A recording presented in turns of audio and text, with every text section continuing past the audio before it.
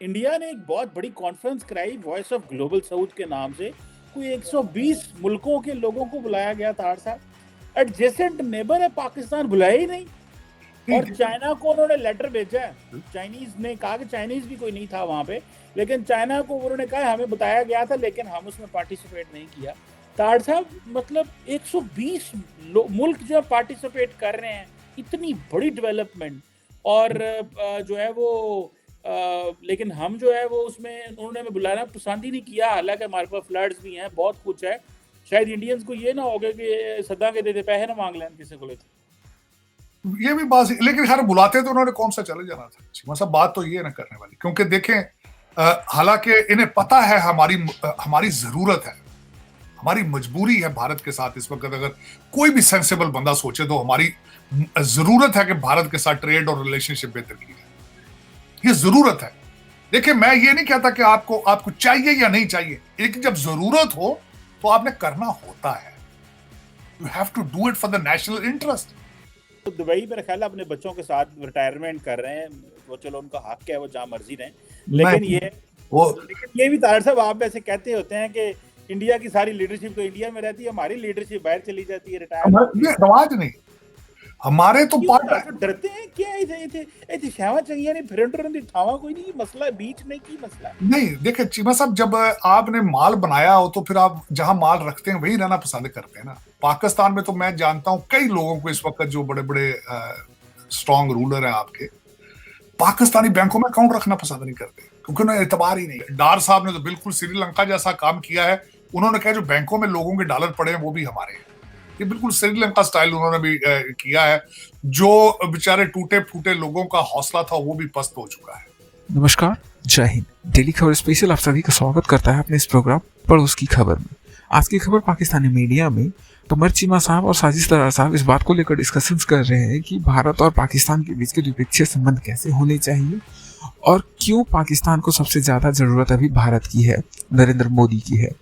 साथ उन्होंने एक चीज और कहा कि भारत ने हाल ही में global voice of south region के रिलेटेड कुछ इसी प्रकार का कुछ उन्होंने कॉन्फ्रेंस किया था, जिसमें 120 मुल्कों के प्रतिनिधि यहाँ पे आए हुए थे, जिसमें उन्होंने चाइनीज को भी दिया था। चाइना नहीं आ पाया था, और मगर उन्होंने पाकिस्तान को साफ साफ छांट दिया भारत ने। तो उनका कहना यह है कि आखिरकार भारत ने हमें क्यों नहीं बुलाया। क्या भारत को ये डर था कि वहां पे जाने के बाद क्या भारत से हम पैसे मांग लेंगे, कुछ मांग के ले आए, इसीलिए भारत को डर लगा कि पाकिस्तान आएगा कुछ भीख ना मांग ले हमसे। साथ इस बात को लेकर कह रहे हैं कि भारत की जरूरत पाकिस्तान को कितनी है। पाकिस्तान के जितने भी ऑक्सफोर्ड ग्रेजुएट्स, हार्वर्ड ग्रेजुएट्स हैं, सबको बात पता है कि भारत की ही हमें जरूरत है, क्योंकि अगर उनसे हमारी तिजारत मतलब ट्रेड जो भी बढ़ जाता है तो हमारे यहाँ बहुत ज़्यादा इकोनॉमिकली जो प्रॉब्लम आता है, जो चीज़ अभी महंगी बिक रही है, आटे हो गए, सब्जी हो और सारी चीज़ हो जाते हैं, तो वो अभी सस्ती, जो कि वहाँ पे आम जनताओं को कुछ सुविधाएं वहाँ पर मुहैया होगी गवर्नमेंट की ओर से, जो कि गवर्नमेंट पाकिस्तान की जानती है। साथ साथ उनका ये भी कहना था कि कुछ पाकिस्तानी मीडिया रिपोर्ट्स है जिसमें ये कहा गया कि प्रधानमंत्री नरेंद्र मोदी पाकिस्तान जाना चाहते थे दौरे के समय, इमरान खान के गवर्नमेंट के समय, जो वहाँ पे वो तकरीबन 10 दिनों को बिताना चाहते थे, जिसमें द्विपक्षीय संबंध सुधारने की कोशिश थी। इंडियन क्रिकेट टीम भी वहां जा पाती क्रिकेट के। इन सभी चीजों को लेकर वो डिस्कशन कर रहे हैं, जो कि पाकिस्तान ने सीधा सीधा मोदी जी को नकार करके, प्रधानमंत्री मोदी जो भारत के, उनको नकार करके साफ साफ अपने पैर पे कुल्हाड़ी मार लिया। और this is the blunder of मतलब सेंचुरी, सदी का सबसे बड़ा ब्लंडर पाकिस्तान ने की है। और इनके विषय में भविष्य में किताब में भी पढ़ाई होंगी इस विषय को लेकर, और इसी को लेकर वो साफ साफ सुन सकते हैं, उत्साहित है कहते हुए कि अगर जाते तो कितना फायदा होता पाकिस्तान को। तो इन्हीं के लेकर डिस्कशंस की जा रही है।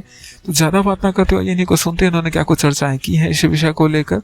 और अगर खबर पसंद आया और इसी प्रकार का खबर आप देखना चाहते हैं तो सब्सक्राइब कीजिए अपने न्यूज चैनल डेली खबर स्पेशल को और जुड़े रहिए हमसे। धन्यवाद। आप भारत से ब्याज मंगाते थे, उनके पैसे आपके पास नहीं उनको देने के लिए। और साथ जितना भी सितम जरीफी ये है कि जो 10 बिलियन में से 9 बिलियन उधार की बातें की गई हैं, उसको कहा गया ये हमारी डिप्लोमेटिक सक्सेस है, ये सफारती सक्सेस है हमारी।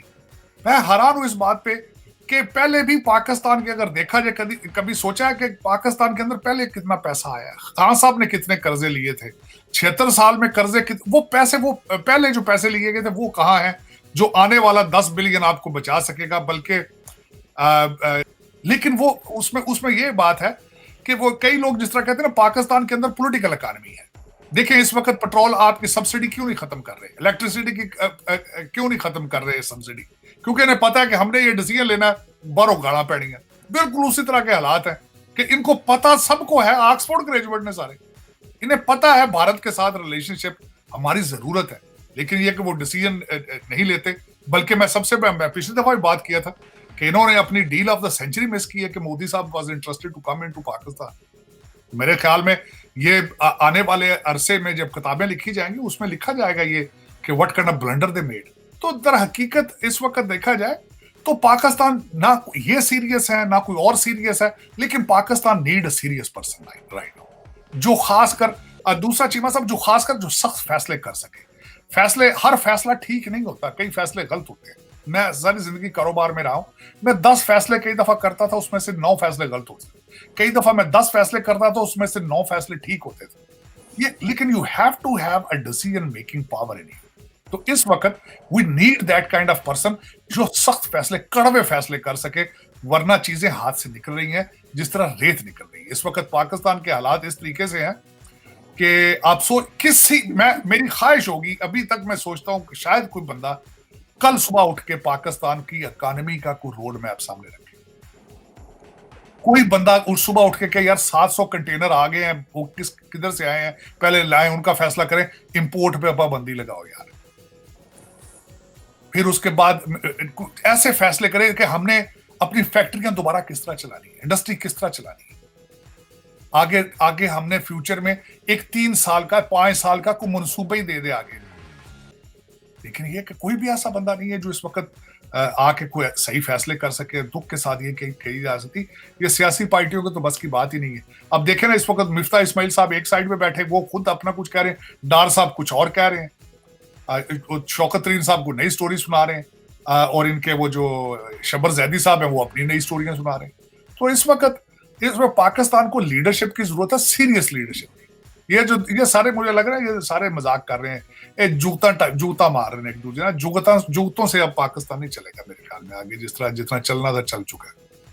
बिल्कुल सही है तार साहब। जो इमरान खान तो खैर कहते हैं कि मैं समझता था एस्टैब्लिशमेंट और मेरी एक ही चीज़ है और वो है कि हम करप्शन के खिलाफ हैं। लेकिन तार साहब, क्या एस्टैब्लिशमेंट को ये नहीं चाहिए कि वो कोई ऐसा वज़ीर आज़म लेके आए जो सख्त फैसले करे? जिस तरह आपने थोड़ी देर पहले की बात मिसाल के तौर पे, इमरान खान सख्त फैसले नहीं कर रहा इंडिया के हवाले से और बाकी चीज़ों के हवाले से, मेरा वोट बैंक चला जाएगा। आज ये जो फाइनेंशियल सारा बर्डन स्टेट बर्दाश्त कर रही है, अवाम पे टैक्स नहीं डाल रहे, जो कि ऑलरेडी बहुत सारे डाल दिए हुए हैं, लेकिन इसलिए नहीं डालते कि वो सख्त फैसला नहीं करेंगे और यूएई जा के पैसे मांगते हैं। और उन्होंने कहा, आज वो बल्कि शहबाज शरीफ साहब ने कहा, मुझे तो बड़ी हंसी आई, उन्होंने कहा कि मैंने यूएई के सदर को कहा कि जनाब वो हमारे हालात खराब है, IMF ने जकड़ा हुआ है, तो उन्होंने कहा नहीं अल्लाह खैर करेगा।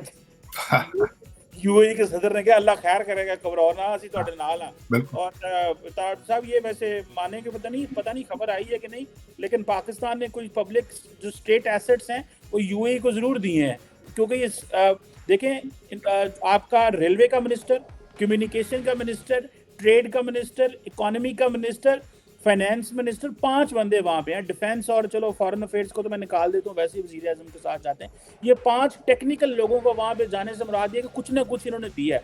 खैर, जो सवाल है तार साहब मेरा वो ये है कि सख्त फैसले, क्या फौज को इस वक्त वो वज़ीर आज़म नहीं चाहिए जो सख्त फैसले उसे, और उनको जिन्होंने कहते हैं ना भागे कोई को सख्त फैसले कराने, एक ही आगे पोले फैसले कर दे रहे हैं, मुल्क तबाह हो रहे हैं। मैं दर हकीकत मेरा इशारा यही था चीमा साहब कि इस वक्त फैसला जो है वो करना चाहिए हमारी एस्टेब्लिशमेंट कि ये इस तरह के ये जो इधर उधर के, और सबसे बड़ी बात है 1 सेकंड लगता है ये आ जाएंगे सारे इकट्ठे होकर 1 सेकंड में, क्योंकि फाउंडर वो है। अब्बा जी की बात तो नहीं ना डिनाई कर सकते वो, देखिए ना, ये तो मजाक है। एक टेलीफोन दी मार ने सारियां पार्टियां दे सारे लीडर, एक टेलीफोन, और वो भी कैसे ਵੱਡੇ ਅਫਸਰ ਦੀ ਇੱਕ ਮੇਜਰ ਨੂੰ ਕਾਲ ਕਰਕੇ ਨਾ ਕਿ ਅੱਬਾ ਜੀ ਕੱਲ ਬੁਲਾ ਰਹੇ ਜਿੱਥੇ ਆ ਜਾਣਾ, ਤੁਸੀਂ ਆਉਣਾ ਕਿ ਅਸੀਂ ਲੈ ਕੇ ਆਉਣਾ, ਤੇ ਦੇ ਵਿਲ ਬੀ देयर। और दर हकीकत वो काल पता नहीं क्यों नहीं वो हो रही है, क्यों नहीं, जैसे फैज उम्मीद करते थे, वो कहते थे आओगे कि लैन आविए।